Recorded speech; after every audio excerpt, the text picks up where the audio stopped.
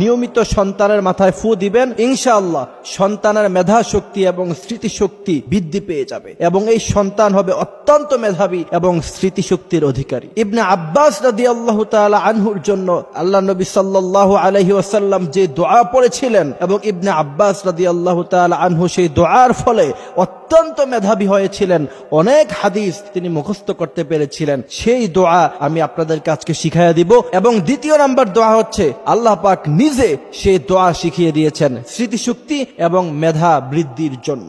সেই দুই দোয়ার মধ্য থেকে প্রথম দোয়া হলো হযরত ইবনে আব্বাস রাদিয়াল্লাহু তাআলা আনহুর মেধা এবং স্মৃতিশক্তি খুব বেশি একটা ছিল না। আল্লাহ নবী সাল্লাল্লাহু আলাইহি ওয়াসাল্লাম হযরত ইবনে আব্বাসের জন্য তখন দোয়া করলেন, আল্লাহুম্মা ফাক্কিহু ফিদ্দীন, হে আল্লাহ আপনি ইবনে আব্বাসের ইলমে ফিকহের জ্ঞান বাড়িয়ে দেন। এই দোয়া যখন ইবনে আব্বাস রাদিয়াল্লাহু তাআলা আনহুর জন্য আল্লাহ নবী সাল্লাল্লাহু আলাইহি ওয়াসাল্লাম করলেন, তখন থেকে দেখা গেল ইবনে আব্বাস রাদিয়াল্লাহু তাআলা আনহুর মেধা এবং স্মৃতিশক্তি দিন দিন বৃদ্ধি পেল।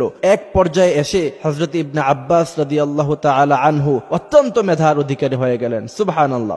এই জন্য মা বোনদের জন্য প্রথম আমল হলো সন্তান যখন ঘুমিয়ে যাবে নিয়মিত রাতের বেলা তার মাথার মধ্যে এই দোয়া পড়ে ফু দিবেন, আল্লাহুম্মা ফাক্কিহু ফিদ্দীন। এই দোয়া পড়ে সন্তানের মাথায় নিয়মিত ফু দিবেন, ইনশাআল্লাহ সন্তানের মেধা এবং স্মৃতিশক্তি দিন দিন বৃদ্ধি পাবে। এবং দ্বিতীয় নাম্বার যে আমল সেটা আল্লাহ রাব্বুল আলামিন নিজেই শিখিয়েছেন, আপনি অবাক হবেন আলেম ওলামারা সবাই এই আমল করে করে বড় আলেম হয়েছেন, বড় মুফাসসির হয়েছেন, অত্যন্ত মেধার অধিকারী হয়েছেন। এটা পরীক্ষিত একটি আমল। সেই আমল হচ্ছে রব্বি জিদনি ইলমা, রব্বি জিদনি ইলমা, রব্বি ইশরাহ লি সাদরি ওয়া ইয়াসসির লি আমরি ওয়াহলুল উকদাতাম মিন লিসানি ইয়াফকাহু কওলি। এই দোয়াটা পড়ব, পুরোটা পারলে পুরোটা পড়ব, আর যদি পুরোটা না পারি তাহলে কমসে কম রব্বি জিদনি ইলমা এতটুকু দোয়া নিয়মিত পড়ে বাচ্চার মাথায় ফু দিবেন, বাচ্চার চেহারায় ফু দিবেন, বাচ্চার শরীরে ফু দিবেন, ইনশাআল্লাহ দেখবেন আপনার বাচ্চা দিন দিন মেধাবী হয়ে উঠবে। আপনার বাচ্চা অন্যান্য 8-10টা বাচ্চার মতো হবে না। আপনার বাচ্চাকে দেখতে পাবেন যে সে দিন দিন মেধাবী হয়ে উঠছে। সুবহানাল্লাহি ওয়া বিহামদিহি সুবহানাল্লাহিল আযীম।